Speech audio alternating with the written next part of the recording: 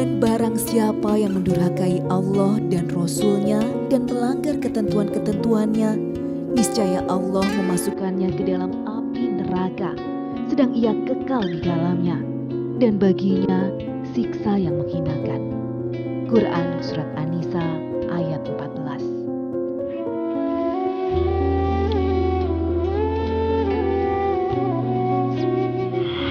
Pagi pemirsa, tawakal yang dirahmati oleh Allah Subhanahu wa Ta'ala. Senang sekali saya Farid Hasan kembali menjumpai Anda. Dan pemirsa, di studio sudah bersama kami Ibu Sani. Assalamualaikum Ibu Sani. Terima kasih Ibu Sani sudah hadir di Tawakal dan akan berbagi kisahnya dengan kita ya Bu ya. Iya. Dan pemirsa, selain Ibu Sani ada juga Ustadz Muhammad Ziyad. Assalamualaikum Pak Ustadz. Waalaikumsalam warahmatullahi wabarakatuh. Terima kasih Pak Ustadz juga sudah hadir di Tawakal. Sama-sama Mas Farid. Baik, langsung saja Pak Ustadz dan Ya, pemirsa silakan. yang di rumah, Ibu Sani ini punya masalah dengan apa yang biasa diributkan orang nih Pak Ustadz nih.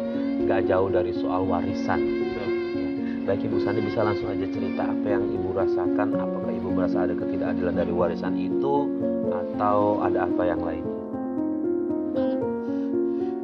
Sebenarnya nggak sanggup buat bilang. Kenapa, apa yang Ibu rasakan, kenapa? Waktu lahir, ibu saya meninggal karena kehabisan darah. Melahirkan Ibu Iya, Sani, iya, saya anak ke-6. anak ke-6. Iya, terus saya dititip sama bibi, sama bapak. Dan saya sama sekali demi Allah nggak pernah tahu kalau ternyata saya punya ayah kandung. Nggak pernah tahu. Jadi pada saat lahir bayi nggak ada pernah ada yang bilang sampai gede itu Nggak ada. siapa ayah kandungnya gitu. Enggak. Terus Terus saya SD diajak ibu bangkat, terus nih bener-bener ya saya dimarahin karena saya manggil bapak kandung saya Kokong. Saya dibilang, siapa Kokong? Itu bukan Kokong, itu bapak lu, gitu kata kakak saya. Terus saya bilang, bapak gimana? Lu tuh diangkat sama Posapia, gitu ibu kandung saya asli. Ibu angkat ya, terus saya bingung. Dan ibu juga ngajarin saya manggil bapak kandung saya Kokong, nggak nyuruh saya manggil bapak.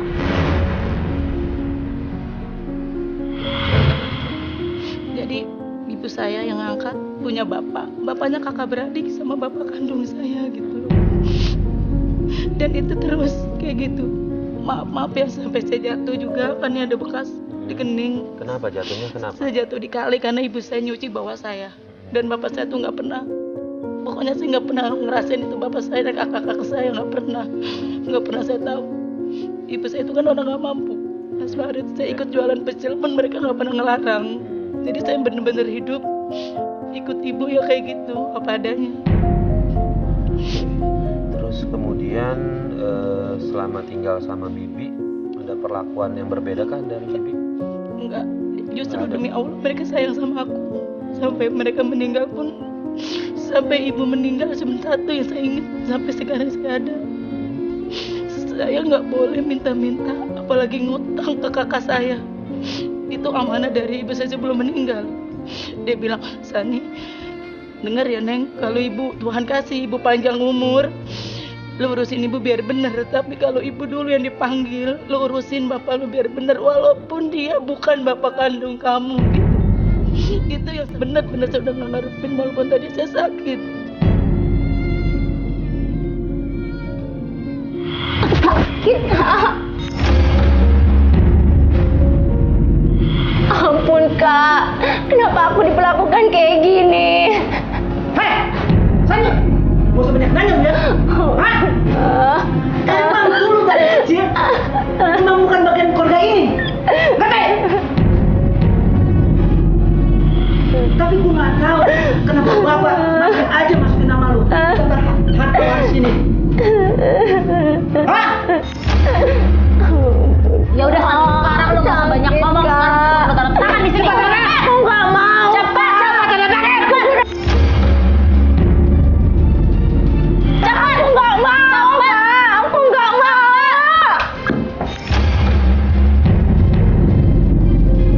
Ya udahlah, Mas. Biarin aja dia pergi. Sekarang kita palsuin aja tanda tangan dia. Biarin aja ya. Gue gak sabar nih. Gue pengen beli mobil baru. Dia juga udah gak sabar mau beli perhiasan emas baru.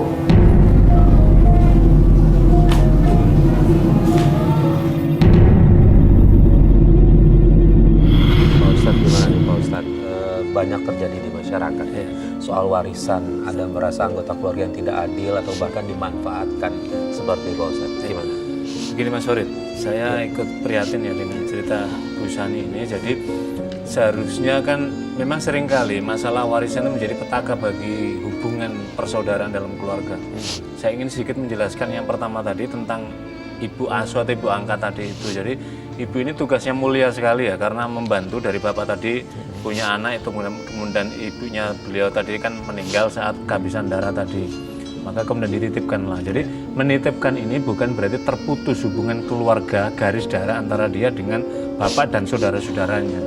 Yang kedua, memang ini juga menjadi pelajaran kepada para pemirsa, kalau mengalami kasus yang sama, jangan sampai keluarga itu merahasiakan statusnya. Karena apa? Karena nanti kalau dia besar, kalau saudara-saudara nggak tahu ini adik kandungnya, kemudian misalkan takdir Tuhan kemudian tiba-tiba terjadi, kemudian akhirnya menikah padahal ini bersaudara. Ini banyak kasus juga terjadi semacam ini. Penting. Yang ketiga, kenapa harus dikasih tahu? Karena ada nanti ketika ada orang tua mereka meninggal, maka ada hak waris dari Bu Sani tadi kepada saudaranya. Sekarang saya mau masuk kepada tentang pusaka. Jadi di surat An-Nisa itu Allah memberikan penjelasan yang sangat detail sekali. Jadi di antara ayat-ayat Al-Qur'an, pembagian yang detail petunjuk dalilnya itu adalah masalah warisan. Para ulama memberikan penjelasan mengapa masalah warisan diberikan penjelasan sangat detail. Tujuannya sesungguhnya adalah pesan yang kuat. Seringkali masalah warisan ini menjadi konflik keluarga, maka Al-Quran mengaturnya jelas. Lah, laki-laki itu bagiannya berapa, saudara perempuan bagiannya berapa? Al-Quran menyebutkan lidzakari mithlu hadzil unsayain. Laki-laki itu bagiannya 2 kali bagian daripada perempuan. Jadi kalau misalkan orang tua meninggalkan harta, misalkan taruhlah ini, laki-laki mendapatkan 200.000 atau 20 juta, maka yang saudara perempuan mendapatkan 10 juta. Jadi perempuan separuhnya. Mungkin muncul pertanyaan bagi para penggerak aktivis perempuan, wah ini nggak adil.